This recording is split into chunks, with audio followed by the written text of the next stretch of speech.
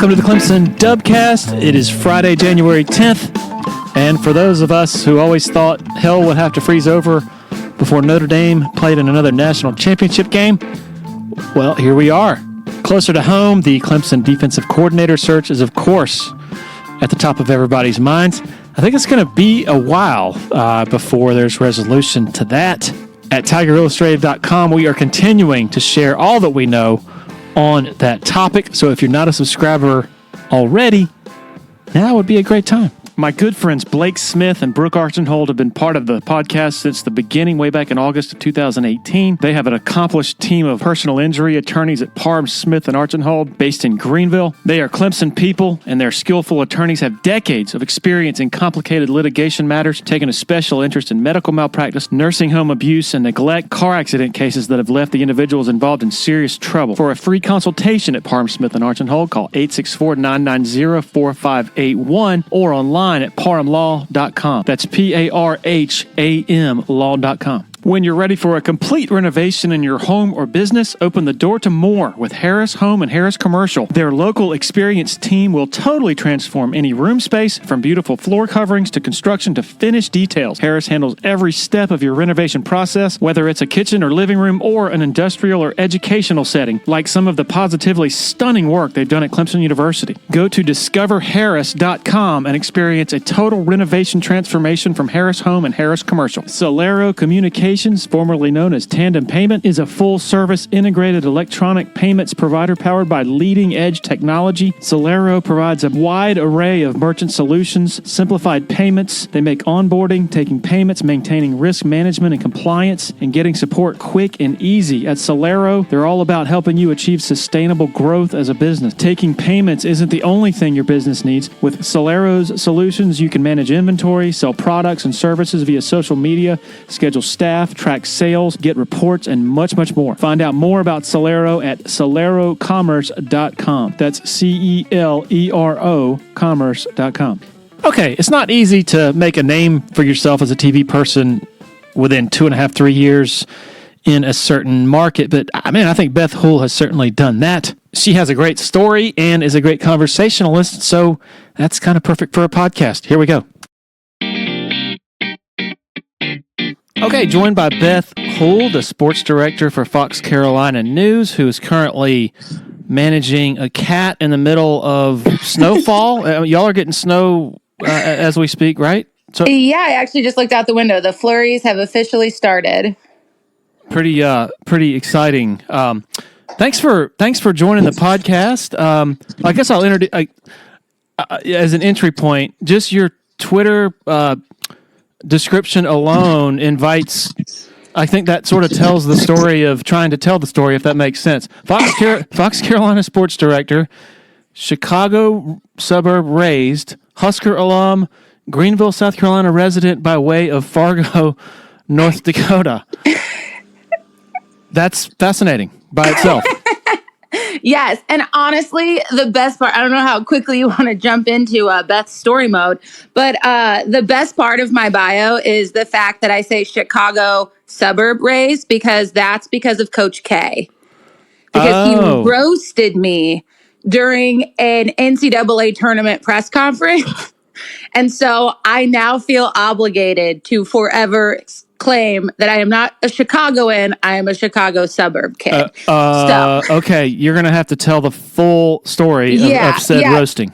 So I was covering North Dakota State, the Bison, and their basketball team advanced to the NCAA tournament. They played through Dayton, and so we flew overnight to Columbia, South Carolina, because they were going to take on Duke in the first round.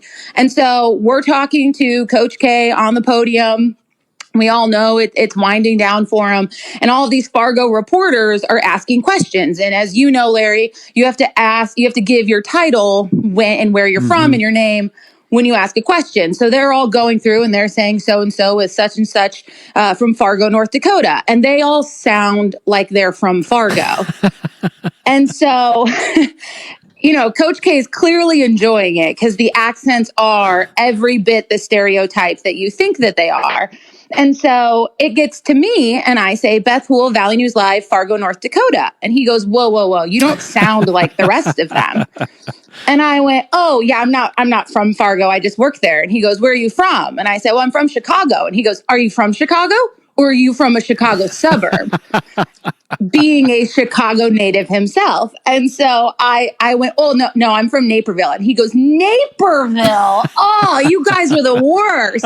And he goes on a rant roasting my hometown.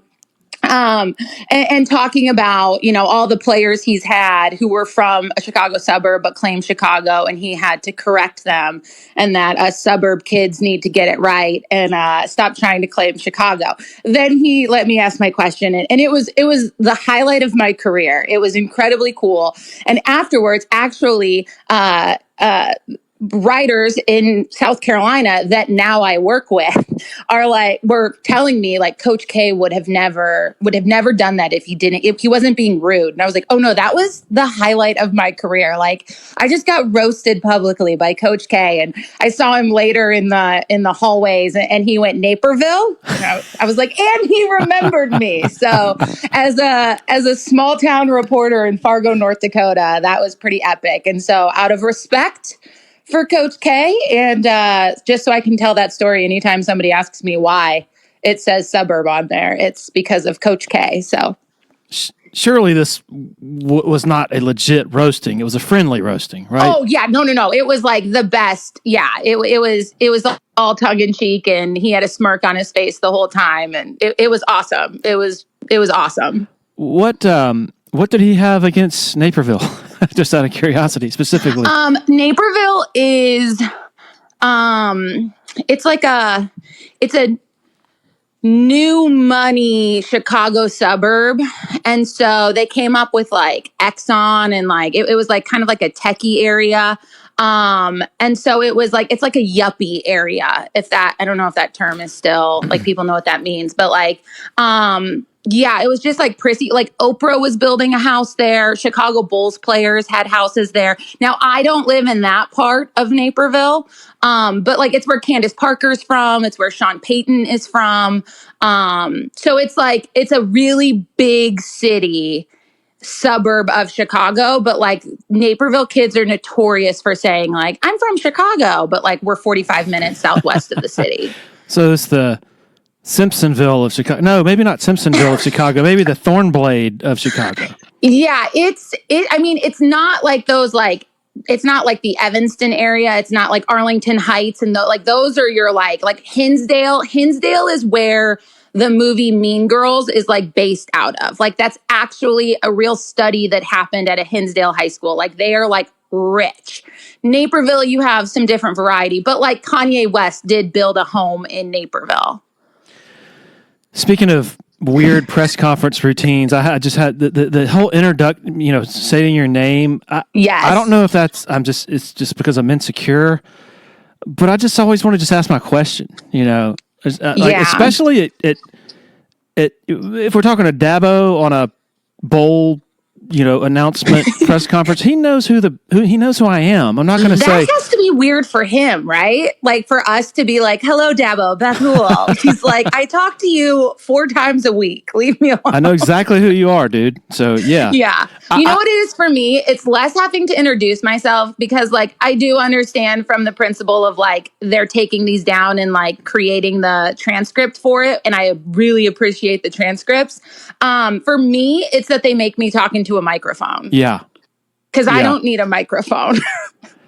Everybody is like, please keep the microphone away from Beth. We can hear her down the football field. So another part, sort of the evolution of maybe the last 10 years of summer media days, ACC, SEC, whatever. The combination of the decline of newspapers and the typical sort of hierarchy of, established reporters who are covering all this stuff, the combination of that and websites that sort of ham and egg, and I don't say that in a derogatory way. I mean, just websites trying to make a name for themselves. These ACC, SEC media days are huge for them, because the press conferences are being broadcast or streamed live. And so for them, it's an amazing opportunity to be able to get the microphone and say, Larry Williams from the Jedburgh recruiting service or something. You know what I mean? Right. Yep. And I never even thought of that. But like the ACC is just the most amazing one because 80% of the people asking questions, and again, this is not a knock on them. It's just fascinating. I'm like, who and where and what? And then you'll look up, just out of curiosity, I'll look up, okay, who's this organization that this guy said he's representing? And you go on Twitter and it's like 7 followers, so there's no like market share. There's no obvious actual business involved.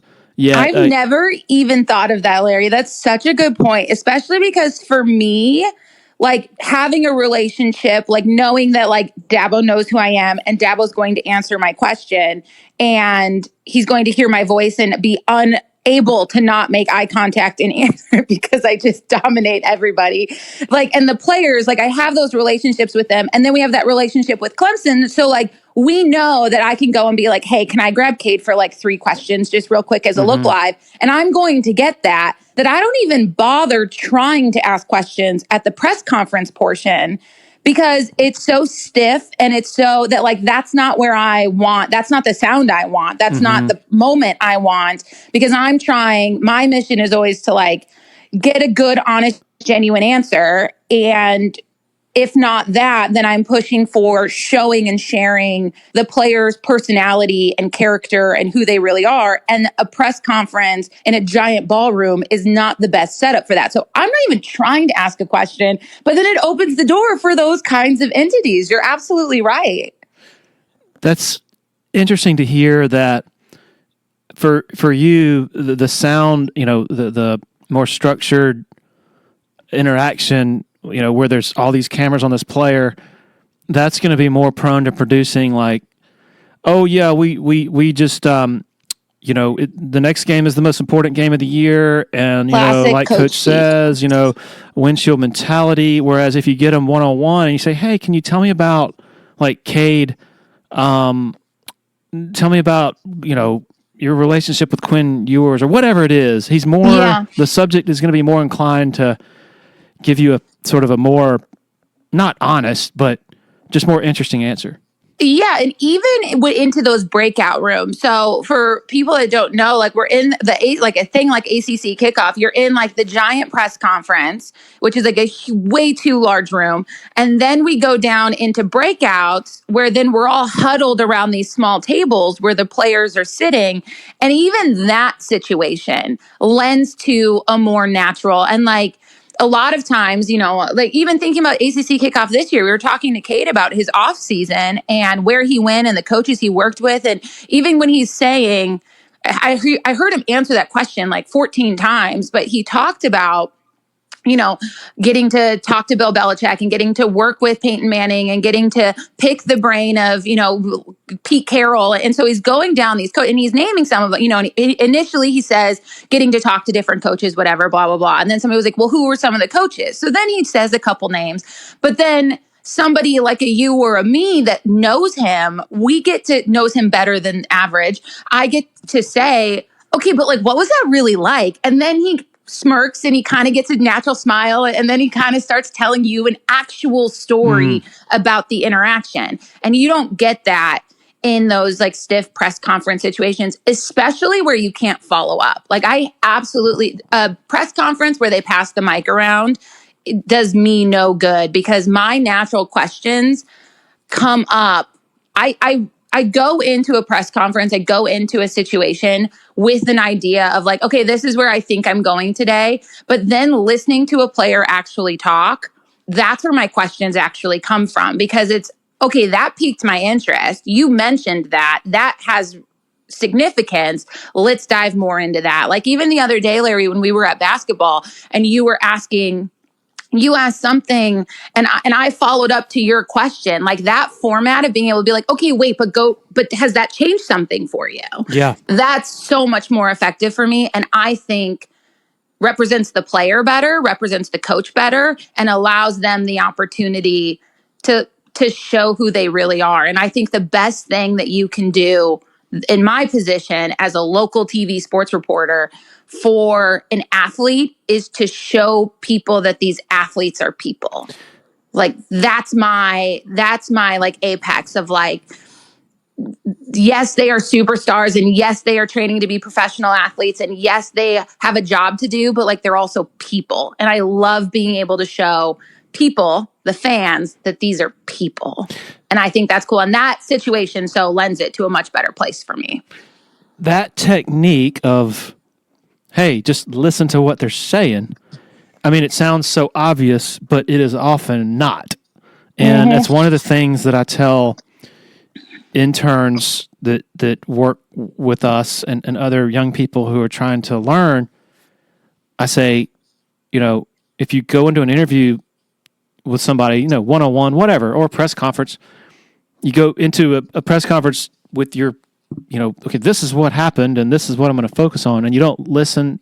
If it's just, I guess I'll just take it to a one-on-one interview. You have a list of questions, right? And then a guy says, yeah, everything just turned around after, after my dog got shot, whatever. That's a terrible, I guess, example. But then you just move on to the next question. Right. And then you're like, so also let's take it back to second grade. And you're like, wait, what? You just told me your dog got shot? Like, yeah. But it's so important to listen, because like you just said, and you are good at that. You're like, wait, you said earlier that blah, blah, blah, blah, blah. Can you help me understand more of that? Take me more, those are the fundamentals of good reporting.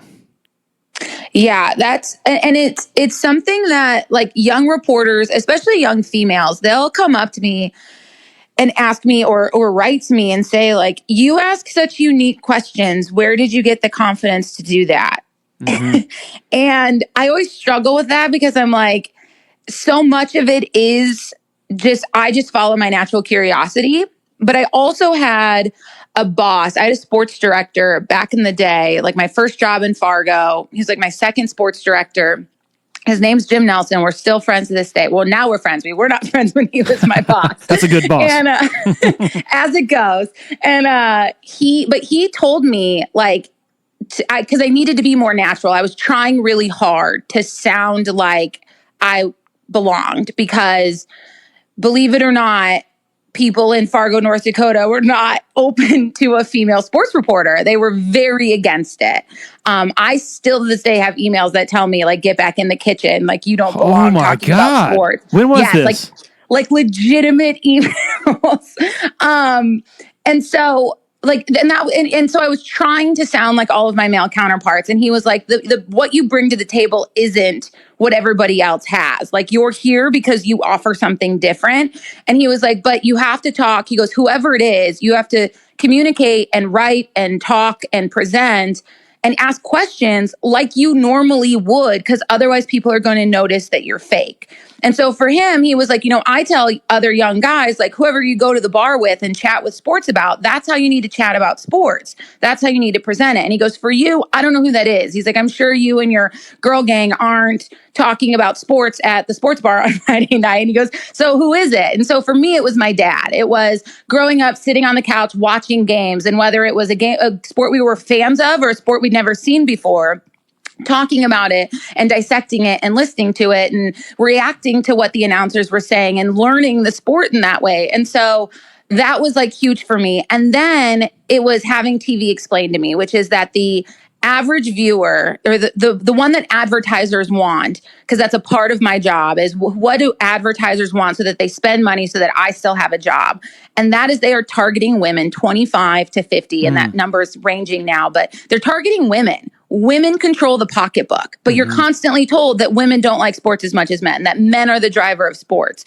But women control the TV channel. Women control what we're going to watch. And so you still have to get the woman. And so for me, that was my mom didn't care about sports. She played sports. She was an athlete. She was a very good basketball player. A little rough around the edges, which was also my approach. But she cared about her kids playing sports. So how do I make her care about Joe Schmo on the television? Well, I show her that there's something behind Joe Schmo, that there's that this Cade Klubnik isn't just a quarterback. Cade Klubnik is a person, and Cade Klubnik has passions, and Cade Klubnik does stuff outside of the football field. And, so it's creating these connections, and it's showing this personality, and it's doing this. Well, how do you get that? Certainly not asking about what route his receiver threw. Yeah. That doesn't connect for the average Joe Schmo. And to be completely honest, and Larry, I know you can attest to this, it doesn't account for a majority of the male viewers either. Yeah. They're not totally going to understand all of that. So unless I am trying to teach somebody the sport, I need to just introduce them to the person. And I need to represent the team and the mission and their drive and their passions through the person and everything that they are. And so it was, okay, how do I show people who these people are? How do we find out who these people are? And so I just naturally ask those questions. I ask what comes to my mind, and I try and remind especially young female reporters, but also male reporters who feel that pressure to be asking X's and O's that don't always serve your position. Like a local TV sports reporter, I don't have time to break down plays. I don't have the technology to break down plays on a local television set. So what serves us? Asking legitimate questions that interest you and just leaning into it and being comfortable with it. Do I get scoffed at sometimes by other people in the press room? Yeah, absolutely. I sleep just fine at night. Like it's the thick skin that comes with it, because at the end of the day, I have emails from people telling me that I am a female and should not be reporting on sports. So a scoff or a when I ask, how's that feel, doesn't really bother me so much. All right, I'm going to get back to those two things you just mentioned, but I have to, on the top of my mind, that you talking about, finding your own voice and not trying to sound like somebody else. Our jobs are totally different in a lot of ways, but very similar in that way, in that I coming up, really young, I was trying to sound like other people too, like mentors and such. And the advice I was given and that I give now in turn is, man, write like you talk, write, make it conversational. And the analogy I always use is, all right, if you're trying to write a game story and you're trying to know where to start, the first paragraph, like picture yourself going after the game to a bar or back to your house with your buddies, and your buddies didn't watch the game, and they're like, what happened? I mean, you wouldn't say, sixth-year senior Chase Hunter delivered 26 points on 14 of 18 shooting while distributing 5 assists as Clemson outlasted Florida State in front of 11,000 fans at Little John Coliseum on Saturday. You would say, holy crap, Chase Hunter was amazing, Right. And that would not be your lead paragraph, obviously. But it's still, you have to find your own, conversational sort of voice. And I'm assuming it was much the same for you in your sort of formative years. Yeah, very much so. And I was trying to sound like other people, and I was bad. And it's funny because there was a point in Fargo. I was there for 13 years. I had 3 different positions over 13 years in Fargo. And there was a point where people were like, oh my gosh, you've gotten so much better. And I was like, yeah, it's because I stopped caring what you thought about me. and it sounds brash, but it really was. I stopped trying to sound like Dom Izzo at this competition across the street. I stopped trying to sound, and instead I just gave you my genuine personality. I just was who I was. And people liked it a lot more. It was much more natural, and it was a lot more fun for everybody, and it was a lot less stressful for me. And therefore, you're able to be better at your job in so many other ways because you are not stressing about faking your presentation or your writing or your style, and you just let it be what it is. And so, am I perfect? No. Do I still find myself sometimes? And the best thing is, like when I'm reading Carmine, my weekend guy, or my interns, when I'm reading some of their scripts, and they write something and I go, okay, do you see how stuffy that is? Do you see how, like, would you say that? Like, say that to me. And we rewrite it. And then I go, oh yeah, no, sometimes you get in the habit and you get in the routine of doing things and, forcing it too much and trying to sound, I don't know, big time. And so it brings you back down to earth. And that's one of my favorite parts about having interns is I remember my fundamentals all the time because I'm teaching them to them. But it changes the game completely. And I saw that firsthand in the very clear response I got from viewers that were like, you have gotten legitimately, Larry, they were like, you have gotten so much better. And I'm like, and I did. Obviously, I got a lot better. But a big part of it was I stopped pretending and I stopped trying so hard to be something that I wasn't. And I just was natural. And I talked about sports like I talk about sports because I actually talk about sports a lot. And so once I stopped overthinking it, it made a big difference. Yeah, being comfortable in your own skin. That's the fundamental part of it, I guess. So what was the time frame that you were in Fargo and getting these emails and people saying you don't have any business doing this because you're a woman? So I started in Fargo October of 2010. And I was at the Fox station there, locally owned by like a small company in Fargo. And I was there for 2.5 years. And then the weekend, and I was like a sports reporter, news photog. So I went out and like covered floods and blizzards and stuff, but then also reported. And I actually spent a majority of my time in those 2 years up in Grand Forks, North Dakota, which is about like an hour 15 from the Canadian border. And that's where University of North Dakota is. And that's UND hockey. So that's like one of the top college hockey programs in the country. So I spent a lot of time up there doing that. They also have football and basketball and all of those. But hockey was the primary driver. And then the weekend sports anchor job opened at a station across the street, one of the competitors. And I talked to my news director. He said, absolutely, you've given me 2 years. That's what I asked for. I don't have a weekend job for you. So I actually got to move across the street, which is rare in TV. And I started working for an NBC CBS station that eventually was owned by Gray, who owns my station here. But I was the weekend anchor there, was doing that. They had the broadcast contract. So we actually broadcast, like shot it ourselves, produced, punched it, the TV games for NDSU football, North Dakota State, who are the now 10-time FCS national champions at the FCS level.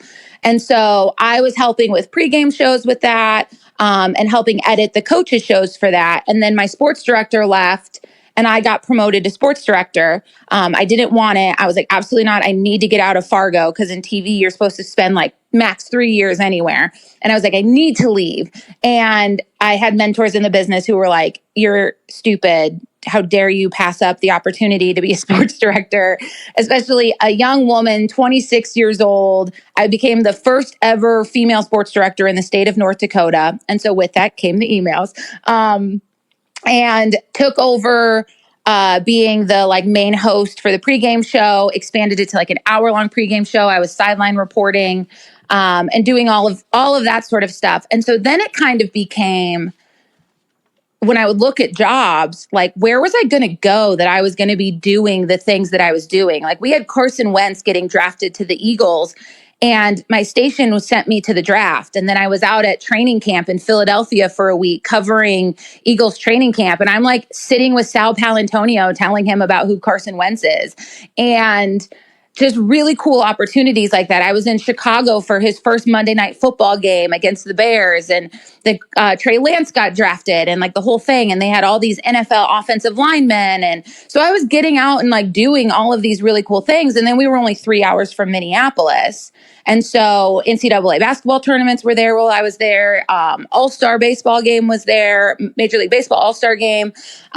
Super Bowl. So covered a ton of really cool stuff. And I would like apply for jobs and be like, oh my gosh, is that really what I would be doing? And so I stayed in Fargo way longer than anybody expected, and certainly than I did. But it was a great experience. It was an awesome opportunity. I learned a ton. And then I was in a contract negotiation and my bosses were like, you need to leave. We cannot pay you what you deserve at this point. And so my parents retired down to Hardyville. They're in that Jimmy Buffett latitudes, like 55 plus community. They get mad when I call it retirement. So and so they moved down there, and I was like, do we have any stations in South Carolina? And they said, we have a ton. And so I applied as the weekend anchor in Columbia at WIS and for sports director here, because that's what was open. And I got sports director here, and I had no idea what a gem Greenville. So I obviously knew Clemson. Chris Kleinman had come down and talked to Dabo, and I'd interviewed Dabo at a NFL draft because of his connection with Chris Kleinman. And so I knew a ton about Clemson. I had no idea about Greenville and like what all was here. And so it's been a real gem. And I've been here 2.5 years now. Did you get any blowback from other media people when you were the first female sports director in the history of North Dakota? No, people were the media people were nice. I mean, again, I rub some people the wrong way because I can derail a press conference into, as you know, Larry, talking about getting them on crazy tangents or crazy stories, depending on how story driven the subject is. So I wasn't everybody's cup of tea, but at the end of the day, they were all respectful of me. And I always tell people, AP writers always like me, and that has always been a badge of honor for me. So as long as the AP writer in the room doesn't hate me, I know I'm not doing anything wrong. And our AP writer in North Dakota was my biggest fan, and we still keep in touch to this day. So I was always good because Dave Kolpak liked me, so I was okay. Your self-awareness on I tell people my self-awareness is my best trait. My boyfriend says I shouldn't count my traits that way. I mean, it's impressive because a lot of people would be like, screw you, it's what I do. You know, like, I mean, you're like, I'm fully aware that I can, that I can take over. I mean, I remember, yes. When did you get here? What year? I don't know years. It was 2.5 years ago. Okay. It was summer 2.5. Yeah. Well, I remember like that football season up in the indoor practice facility on that second floor. I mean, you announced your presence, and I remember being like, I wasn't mad or anything like that. It was more like, dang, like it was she's asking this girl? A lot of questions. It really, yeah, kind of that. And I'm not territorial at all on that, but it was like, wow. Can I ask? I'm just again, full disclosure. But then I win you over. Yes, you did. Of course, you win me over when you stand up to Corey Miller in my honor. Absolutely. We have to enlighten our listeners on that whole spectacle. What? Okay, that was the Tyler from Spartanburg deal. I believe so. Yeah. All right, so. You had Corey Miller, Patrick Sapp come on once a week during the season. Yes. Is that your idea? Had that been going on before you got there? No. So we had a whole shift. My station used to be owned by a company called Meredith. They got bought by Gray. That brought in whole new management. And then I was hired after all the new management came in. And so all the high school football stuff typically owns Friday nights, but that takes a ton of staff and a ton of numbers and a ton of people to do that sort of stuff correctly. And let's be honest, Pete Anady owns that. Like that is hit. Like he crushes that, and he takes so much pride in it, and he absolutely dominates it. And we would come on after WWE at the time. So that was a huge numbers for us for 10 o'clock news. And so we can't blow out our 10 o'clock news. And so then it was always at 11, they would do this big high school football show, but it was such a drain on resources to get people out and to go do stuff. And when you think about how far apart all these high schools are, like it takes a long time to go hit all of these. So my boss, my general manager was like, let's do something different. Let's go big high school football during our 4, 5, and 6 and go like profile a high school and be out there and build some excitement.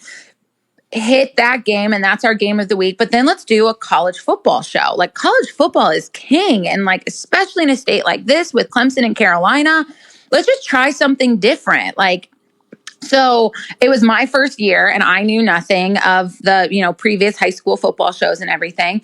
And so I was like, okay, sounds good. And so we built this show and it was Clemson, Carolina, and me. And I kind of played devil's advocate between the two, sparking conversation, being that I attended the Clemson press conferences and listened to every bit of the Gamecocks press conferences every week to report on it and prepare for the game. And so it was a 30-minute show where we took kind of the lead was the biggest game, who had the bigger game that week. And then we talk about the other one and kind of just bounce around. And the two of them as alums would give their take and their honest opinion and assessment of everything. And so that was the format of the show and where it came from. And we no longer do it because now we have the Clemson contract and that's kind of just a weird spot. And we now have college football on Friday night. So we have no idea what time we would go on air. Was that successful with Sap and Corey? It was very successful. Yeah. And it was so much fun. It was so much fun. You could tell y'all were having fun. That's the important part, is that it goes over that way, right? Right, exactly. Yeah, it was amazing how quickly, because they obviously knew each other. My news director knew Corey. And so then she asked him, would you come to Greenville and do this? And do you have a Tiger for us?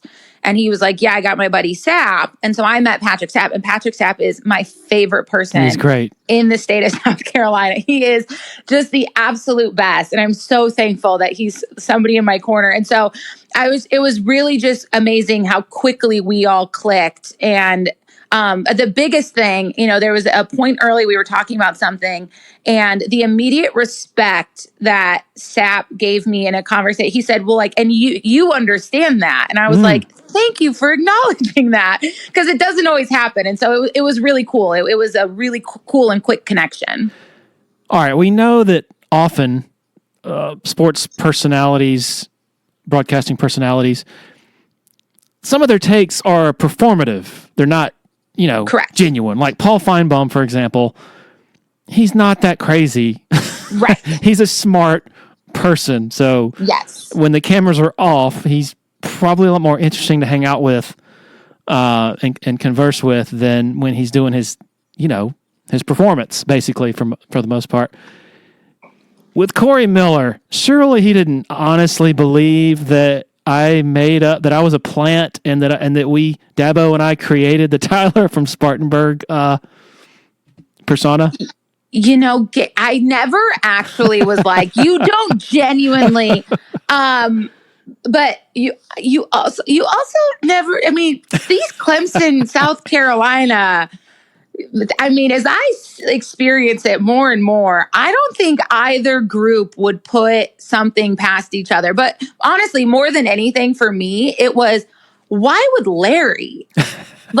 Larry is a upstanding, Larry would never participate or knowingly perpetuate something that he knows not to be true. That's just not who Larry has at all presented himself to be. And Sapp speaks so highly of you that I'm like, there's absolutely no way. Whatever, I don't put anything past anyone from either side about the other side. But I've been on both sides, or, I have family on both sides of the rivalry. I went to journalism school at South Carolina. I've spent 20 years here. And the most amusing, thing that you always hear. Okay, this is a state of 5 million people. So a really small state.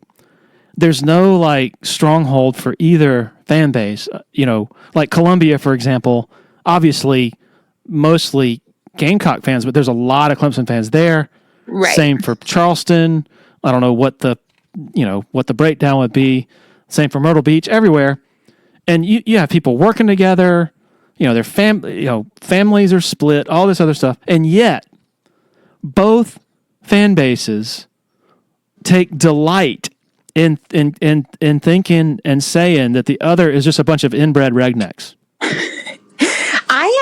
I had somebody tell me the other day that they have accepted that they're a Gamecock. They said they have accepted that their basketball season is going to be a complete disaster, but now they're just rooting for it to be the absolute worst disaster it could possibly be to ruin Clemson's Q1 even more. Oh my gosh, that's great. Like, if that doesn't epitomize it. And I was like, I understand what you're saying. That is rational fanaticism, if that makes sense. Yes. What is not rational? The logic. Yeah. I love that. I love that example. But what drives me just like almost insane is, very bright people, who are otherwise smart, have great jobs, adults in their 40s, 50s, whatever. They literally think the other side is a lower form of human. Yeah. It's like crazy. Yeah, it's pretty wild. How does this compare to, you went to Nebraska? I went to Nebraska. We didn't really have, we had Colorado, and those were vicious. But, you talk about throwing frozen oranges on the field. It was more lore though than anything I actually experienced. And then in North Dakota State and North Dakota have a pretty heated rivalry. Honestly, North Dakota State and South Dakota State is a way bigger. I mean, it gets pretty nasty.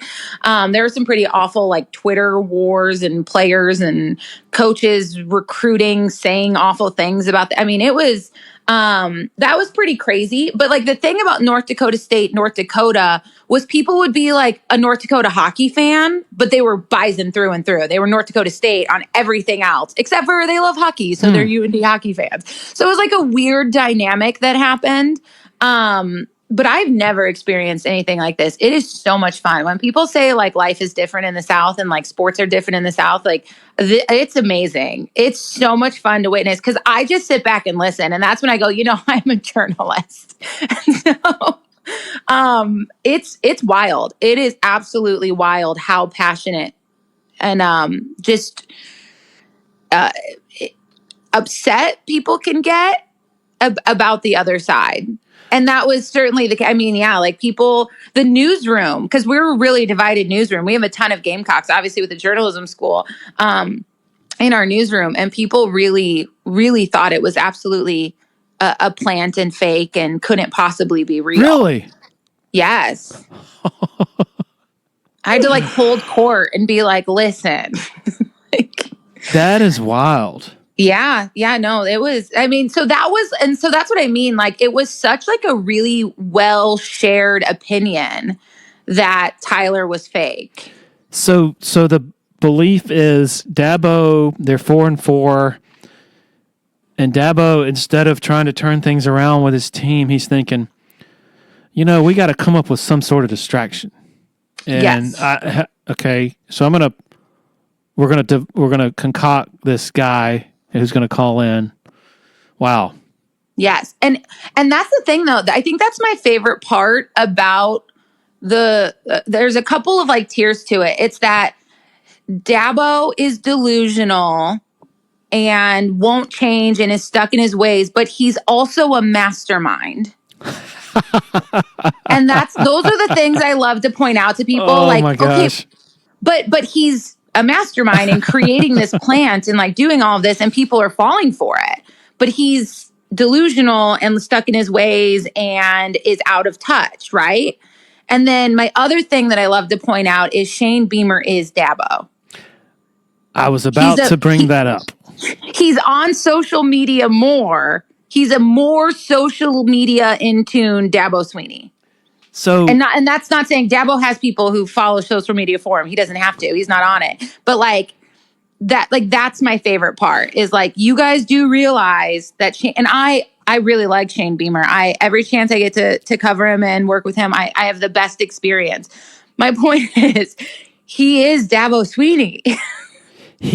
And you probably already know this, but given that you got here just a few years ago, South Carolina fans dating back all the way to Spurrier took just great delight in, the Dabo Swinney is a fraud. He's a glorified cheerleader. Oh my God, these outbursts are so stupid, And I swear to you, I don't know this for a fact, but I would bet a small amount of money that their relationship, they just can't talk about it because they're rivals, and Beamer 1,000%. Beamer strategically would never acknowledge this, but I would imagine that at some point when Beamer was an assistant elsewhere, Oklahoma, Georgia, wherever, and at that that time coincided with Clemson winning national titles and all that privately Beamer said, "Man, can I come hang with you sometime and just get your sort of bullet points on how to build a culture." Right. Because a lot of it is to the T. Yes. Exactly the same. Yes. And we know that Dabo does that. Yes. Because Mac Brown brought him in at Texas and was the only person who would show him anything and talk to him and show him how a program should look. And I know firsthand that Dabo's told us that he does that.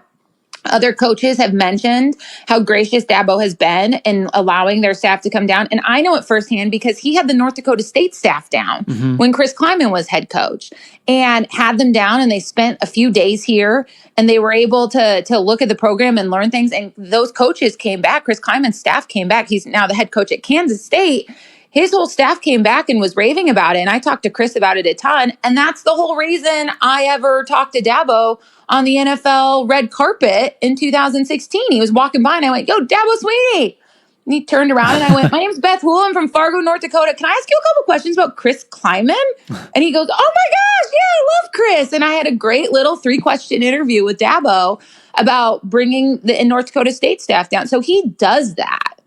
They are too, since Beamer got here, they are way too chummy for there not to be something beyond what they say, because they're not very revealing when you ask them about their relationship. They don't give many details, because it's not if my hypothesis is true, it's not appropriate for Beamer to, when he takes the job to be like, "Oh, and I'd like to thank Dabo Swinney as well."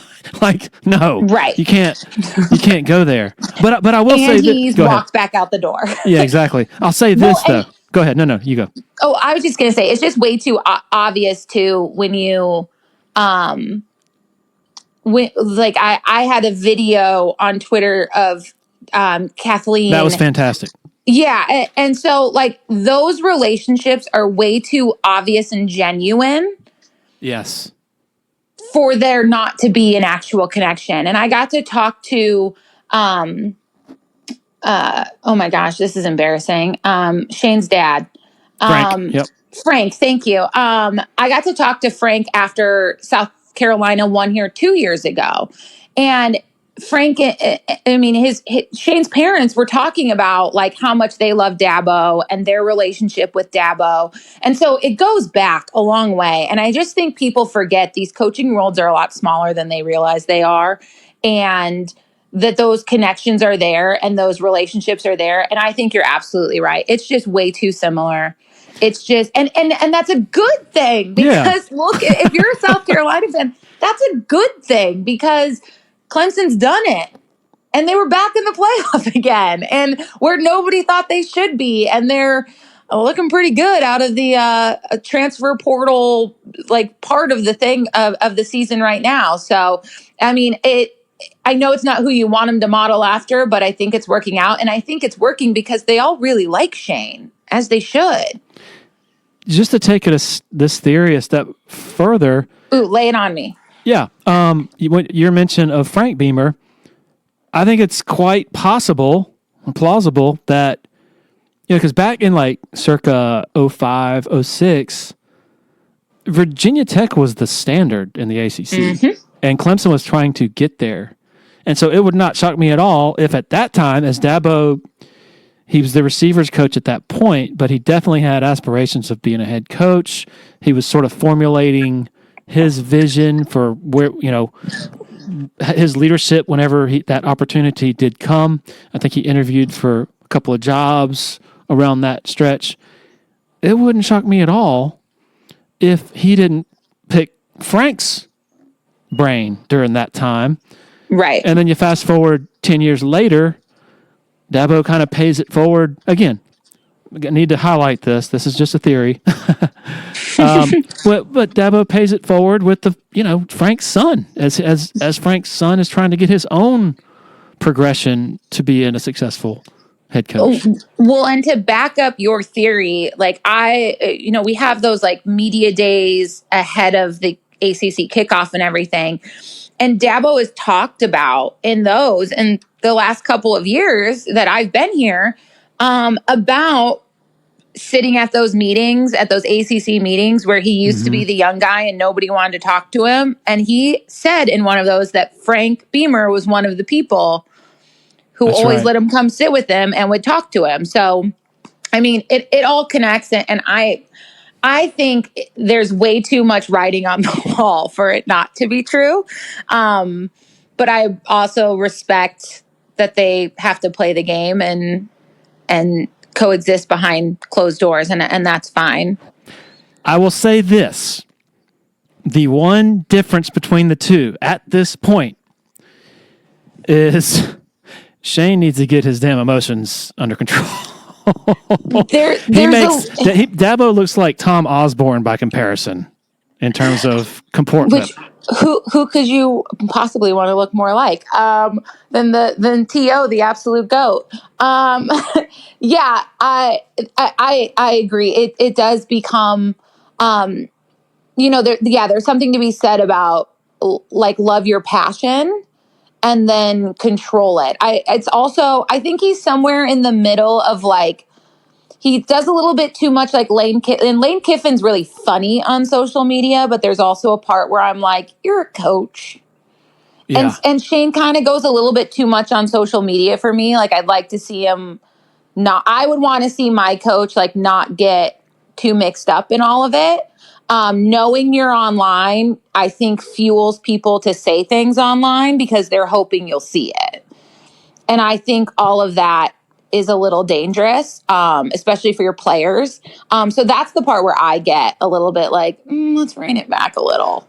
Yeah, I was speaking mainly in terms of some of the on-the-field emotions that boil over. Well, like, especially this past bowl game. Well, even, last year's Clemson game, meaning 2023, he was, I guess was it Nate Wiggins who made 2 tackles of his receivers like at the knees, and they were perfectly legal tackles. Yeah. And I think it was Xavier Leggett and one other guy. They were hurt, but there was nothing dirty about the tackles. And Beamer was even he was getting pretty close to the line. He was like actually yapping at Clemson's players, from my recollection, which you can't do that. No. So anyway, the broken foot, Larry.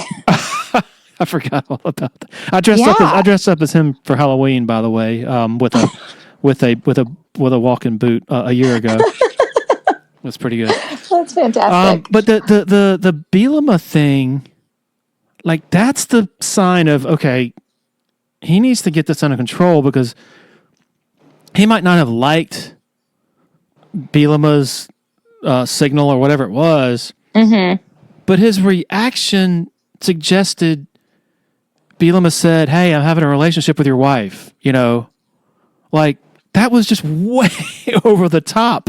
Right. And Bielema won that battle during the game, after the game, and the next day when it came to light that, contrary to what the TV announcers spent 1 hour talking about as the root of it, which they were saying it was a substitution thing, it was actually a kickoff signal or no signal, whatever, that really kind of set Bielema off. So I don't know. That's the difference. I mean, Dabo can go off with the best of them, but I just don't see Dabo losing his mind to that degree. I'm always impressed. I think that's one of the things that I find most impressive about Dabo is his ability to and post game especially, even though it was something you watched him on the sideline get upset about and perform for the officials and you know what I mean? But afterwards he always handles it extremely well. And I think that's at the end of the day, like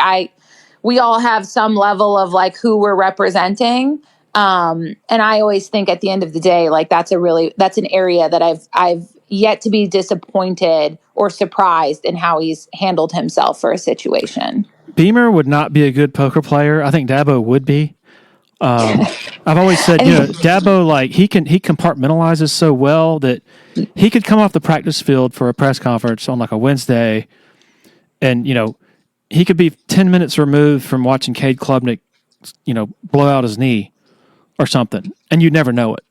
Right.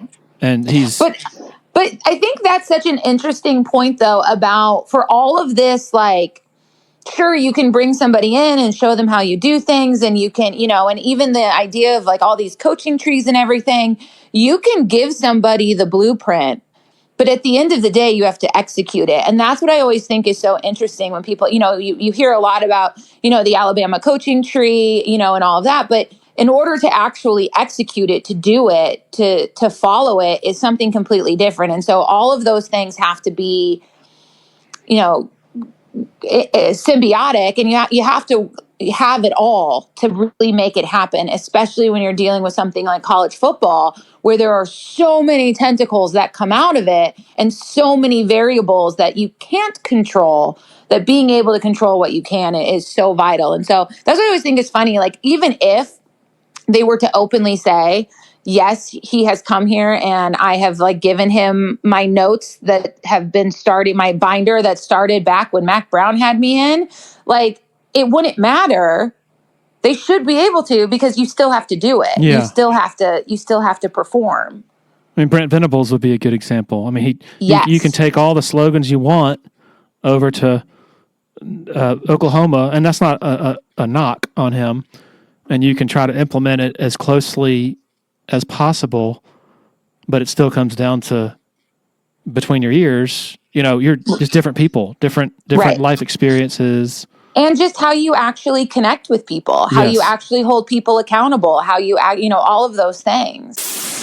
Upstate foodies, want to take a moment to talk to you about our favorite taco spot, Willie Taco. 5 locations across the upstate. This award-winning team has been serving up fresh taco fusion for a solid decade now. The chefs at Willie Taco utilize the freshest, most creative, and sometimes unexpected ingredients in their kitchens. Come see why Southern Living, Garden and Gun, and Food and Wine Magazine are raving about Willie Taco and their signature offerings, such as their Southern Tide, crispy avocado, Nashville hot chicken tacos, literally flavors you will not find anywhere else, folks. And don't forget about the cocktails. Super fresh margaritas, ice cold cerveza, and over 80 tequilas served up daily from behind the bar. So don't wait, folks. Your Willie Taco Familia is ready to serve you up their twist on funky, fresh fusion. It's the Willie way. Another loyal supporter of the Dubcast is Blackacre Law Firm in Greenville, a subsidiary of Parham Smith and Archambault. Blackacre helps South Carolina residents achieve their dreams of home ownership by providing experienced professional representation for real estate closings. Attention to detail is crucial in real estate law. Blackacre is committed to making sure nothing gets by them preparing residential or commercial closings. Blackacre also offers estate planning services for their clients in the Greenville area. Find out more about Blackacre at 864-326-3507. Want to share a quick word about Founders Federal Credit Union? If you've been to a sporting event in Clemson, you've probably heard about Founders already. They are the official credit union partner of the Clemson Tigers. In addition to that, all Clemson faculty, staff, and students are eligible for membership as well as ITTE members. Its office is located beside the Walmart Neighborhood Market on Old Greenville Highway in Clemson. For more information, go to foundersfcu.com.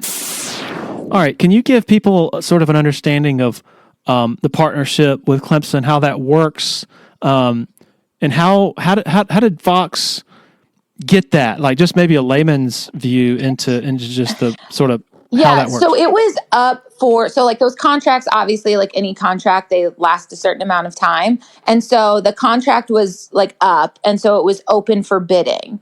And so different entities bid on it. I think YFF, SPA, and Fox Carolina. I'm pretty sure we all 3 bid on it. I'm not sure about anybody else. And so, it was like a long negotiation process and talking. And I don't think they made the decision until I think it was like early summer. I'm not sure. Because I was only in like one actual meeting. Otherwise, it was just like my bosses and Clemson higher ups. And, but it was a conversation of, what it comes down to is like households that you can get into and, the work and hours and really, cause I have the utmost respect for SPA and what they did for so long. And I have had a TV contract with a local college and then lost it. And because that happened when I was in Fargo, it ended up going to the competitor because they bid like an insane amount of money. And it was heartbreaking. Like I had poured my heart and soul into that. So actually, like the first day that it was like actually being announced, I was like a nervous wreck because I have so much respect for Pete Anity and Todd Summers and John. I mean, they're all just like have been so kind to me since I got here. And so I was really worried about like seeing them. And I was practicing being like, you guys did great. I'm so sorry. Yeah. But it comes down to kind of that sort of stuff. And really, I think a big part of it is we were able to offer over the air on 7 p.m. on our main channel this hour of Clemson sports. And so that's like the big part of it. From 7 to 8 p.m. on Monday nights, you are going to get Clemson content on Fox Carolina 52 weeks a year. 52? That hour for the length of this contract will be Clemson sports. And so as it stands during these seasons, it's the first half hour is Dabo's show. Now it's Brad Brownell's show. So your classic coaches show. And then the second half hour is Clemson programming. And so really whatever they want to put in there. So it's a lot of that stuff that you would normally see on Clemson Plus. So it's an opportunity to kind of see that stuff. Ideally, that turns into, for them, people subscribing to Clemson Plus and getting more of that content. And if nothing else, an opportunity for them to showcase all of their great work that all of their video people are doing. I mean, they have Emmy Award winning stuff that we're getting to air there right now. It's their Building Legends with the gymnastics program. It's the season 2 of that. And it's debuting at 7:30 on Monday nights, which is really cool. And a new kind of like feather in all of it. And so that's really fun. But then, then I do the coaches shows. So after the games on Saturdays, Dabo and I would meet and go through the highlights, and we tell a feature story that the SID, so Ross and Ben for Clemson, kind of help us figure out the schedule of stories and things that they want to highlight about their program. And then with the help of the video team and then some of our own shooting, we cobble together these feature stories that are told a lot more in your, like, what everybody's used to seeing on HBO and Netflix and all of those now. Less of like a local news story where like I'm narrating it and telling it to you, and more just letting them tell their own story. So that was a big part of it. And then, that's kind of it. So basketball, I mean, football is more regimented, obviously, than basketball. So with Brownell, for instance, I was curious at the recent post-game press conference that you mentioned where we were talking with Brownell. That was after the California game, which was, oh man, my days, I'm lost on the days. What day was that? That was a Saturday. Saturday. Yep. And so then they're leaving Monday to go to Louisville for the Tuesday game, right? Mm-hmm. Okay, yes. So you have to meet with Brad to go over the video of the Cal game, and I guess the Stanford and the Cal game. Oh, so the Stanford review was not already in the can. You had to do both at one time. Yeah, because it just looks more cohesive. Yeah. So we go through the 2 games from that week after the second game. And so so you did that that was that afternoon? Typically the hope is to do them on Saturday nights after the Saturday game. Okay, so the Cal game was at 8:30 on Saturday. So the Tico we did not do it Saturday night. Oh, okay. I came back on Sunday and we recorded it then on Sunday morning at like 11 o'clock on Sunday morning. That's what I figured. Yeah, because it was so late. But when it's, like this week at like a 2:00 game, a noon game, we've even talked about like next week when they host Pittsburgh, or when they're in Pittsburgh, it's a noon game. They'll fly back. I'll just be waiting at Little John for them. So in the dead of June. Yes. What you said, 52 weeks a year, that whole year. So what's the plan? Like when nothing's going on, what are you doing? Then we have Clemson Plus programming. Okay. So you're not actually physically, but the idea is in June, we're doing baseball shows. We don't have to do a baseball show, but the hope is that we have some sports and, with that time allotted throughout the entire year, like we did more football shows than the football contract allowed for. Like we only get 12 weeks of Dabo, but then I did shows with Don Munson, and we just broke down and reacted to the games after that part because they were still playing football well past the end of the regular season. So if we can continue to do stuff and continue to talk about the sports, like if we only go through the end of the regular season for basketball, but I would love to continue to be doing Monday night shows in some format, updating you through March Madness. And this allows for it. And essentially it's really just an open communication of like, hey guys, they're still playing. What do we think, Clemson? Can we do something? What do you want that to look like? This is what I'm thinking. They're like, this sounds great. Let's do this. And we just continue to kind of just ebb and flow it and extend things as we need to. There was a segment, there was a snapshot or a little piece of the the show with Brownell most recently when y'all were reviewing the Cal game. And Chase Hunter had like a hesitation, like Euro step thing toward the basket, which I mean, was really, really impressive. And you're like, whoa, and Brad's laughing. And I don't say this to say, oh man, this woman knows sport. I'm not saying that. I'm saying that you have a really good rapport. You can tell in his demeanor with you that y'all connect really well. Well, thank you. I really appreciate that. One of the things I'm most excited about, I think it's clear Dabo and I have a good relationship. I think it's clear that in our interactions or the way he responds to my questions, and even just if you happen to see Dabo and I on the sideline at a football, when he's warming up or something, he comes over and says hi, and that's evident.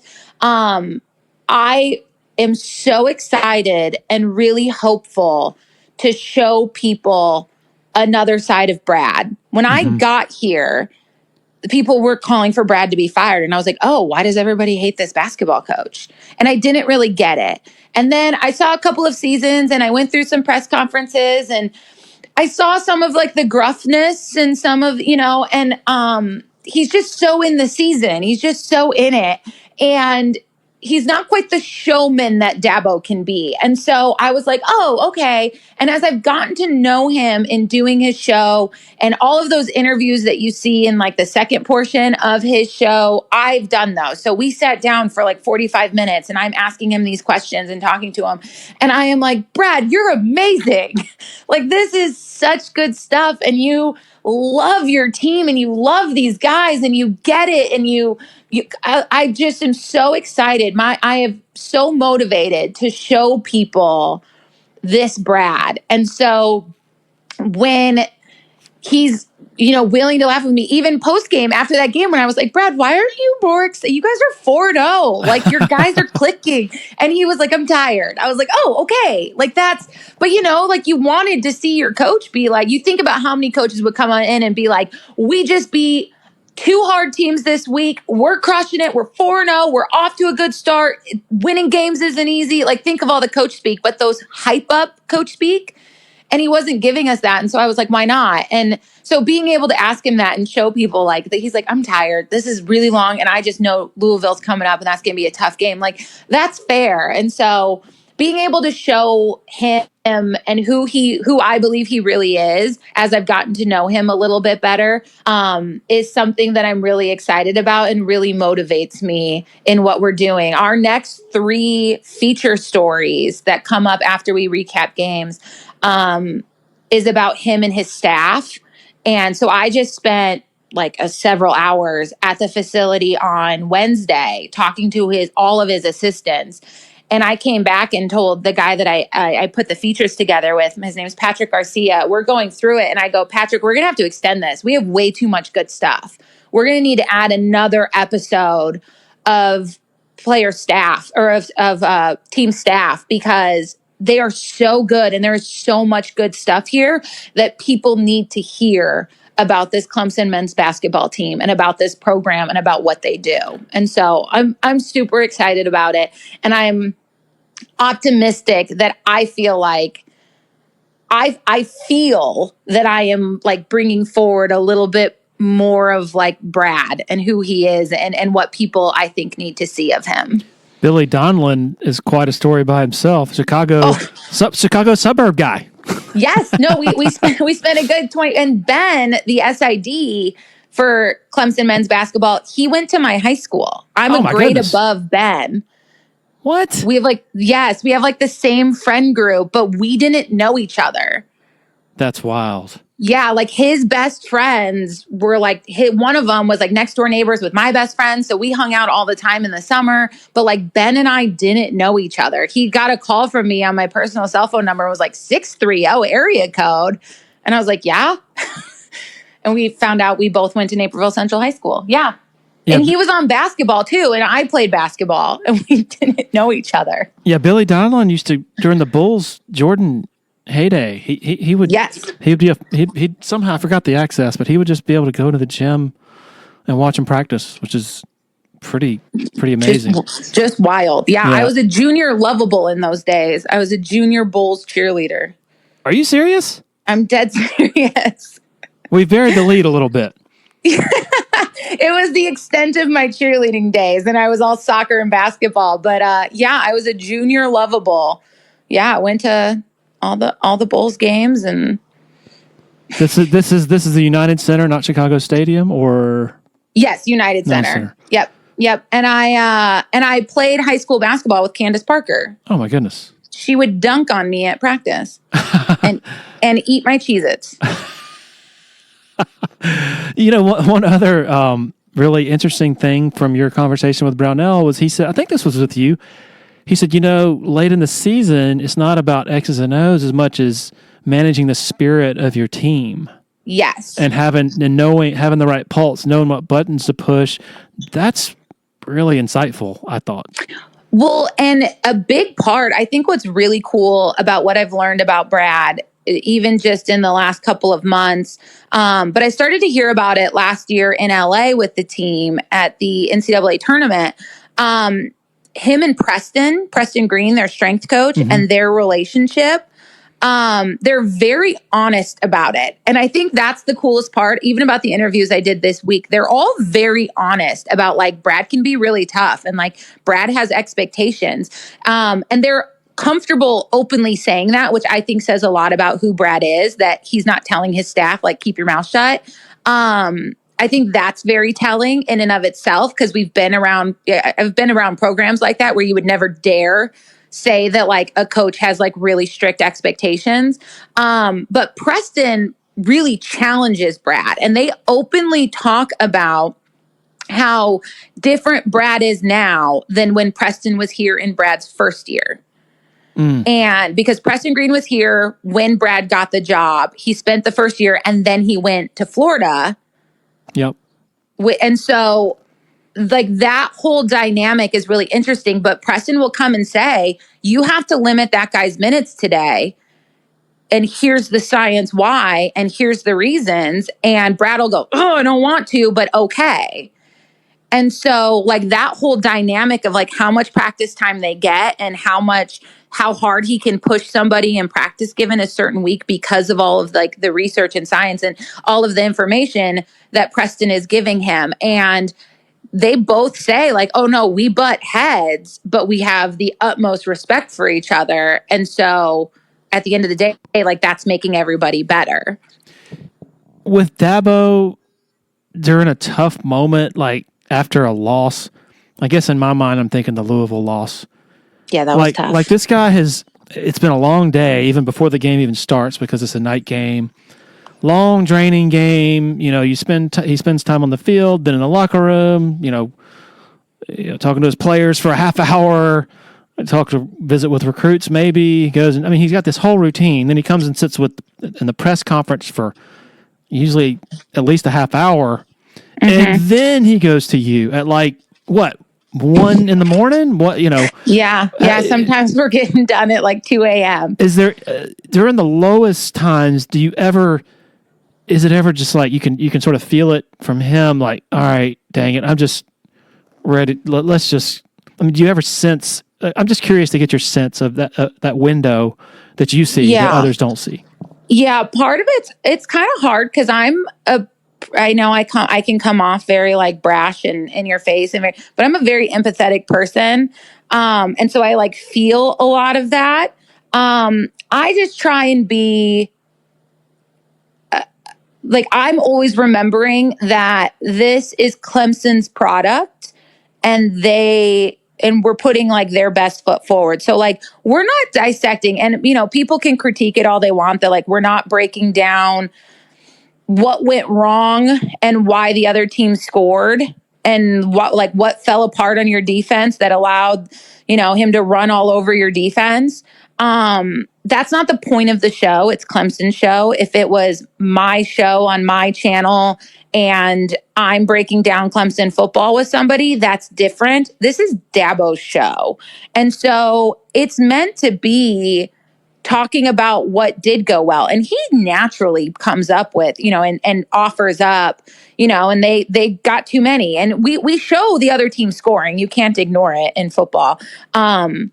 But we're not dwelling on a lot of that.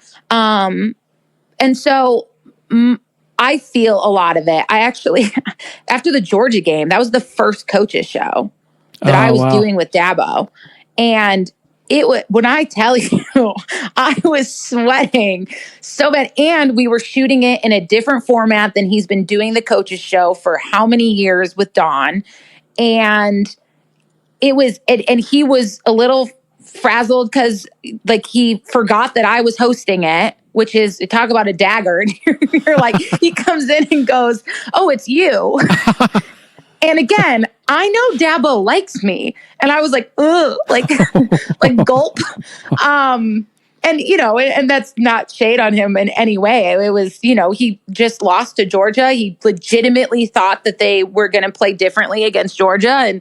And so those moments are really uncomfortable in the sense of like, just like you're a human.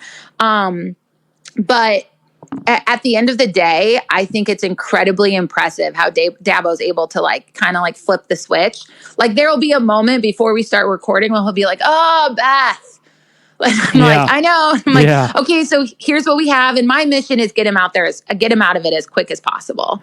We have a max of 8 minutes of video that you can show per NCAA rules of game video. So, and I know by that point how long our feature is. So I'm measuring, okay, I have like 10 and a half minutes with Dabo that I need to fill. 8 of that is game video. Let's get through this. And so I'm just trying to get him in and out of there as quick as possible so he can go home and move on from it and get ready to watch the film and dissect it with his coaches. But you feel it. You definitely feel it. And the moment I go, all right, here we go. Ready? In 3, 2, like he's right back to Dabo, and it's incredibly impressive. But you feel it. You definitely feel it, because I think that's what people don't realize. Like Dabo cares so much.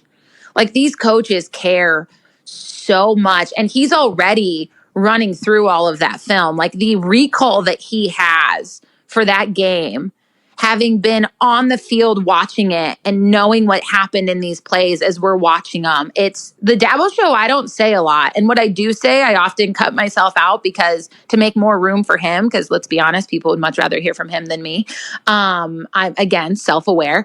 But like he has so much to say about all of it as we go through it. And the recall is just astounding. All right. I'm just curious. If my boss came up to me over the summer and said, "Larry, we have this exciting new feature we're going to have as part of our website where we're going to be the website for Clemson athletics, and it's going to mean a lot of extra work for you. Like, okay, after the game, you're going to have to spend an hour doing a podcast or whatever that you don't normally do. And on Mondays, you're doing this and this and this." My reaction would be honestly, it would largely be, man, I already freaking work hard enough. Like, what's in it for you to do all this extra stuff? I guess is the question. I don't know. We'll find out in June when my contract's up. Yeah, I mean, in all honesty, like, this is a lot of what I did in North Dakota. I didn't host the coaches show, but I put the coaches show together in North Dakota. And so that was, and in that I was hosting a pregame show and then sideline reporting the game. I didn't sideline the last couple of years. We brought in another guy, but then I did the halftime report and then did post game and then went back and like put stuff together for the 10 o'clock news and then stayed all night editing the coaches show for then the host and the coach to come in. And they did that like live at like 9 a.m. on Sunday mornings. So like, it's a lot of what I did. This is different and obviously much bigger and a much bigger presentation. But it's kind of just like what I know. Mm-hmm. So that's, I mean, honestly, I really like it. I think I feel really passionate about, again, like showing people this awesome access that I have and not in like a, look at me, I have cool access, in the sense of like, let me show you so much more about your program, about this program that you love. Let me show you the people and the faces behind it that you maybe don't know. Like, you've heard of this 100 yards of wellness that your IPTE money went to, but I don't know actually how they built it, but like these places that are all really cool. Like, but let me introduce you to the guys running this facility. Like, Bina is like the craziest, kookiest, coolest guy. Like, let me show you these people. I genuinely feel really passionate about that. And like, it's a really fun part of my job.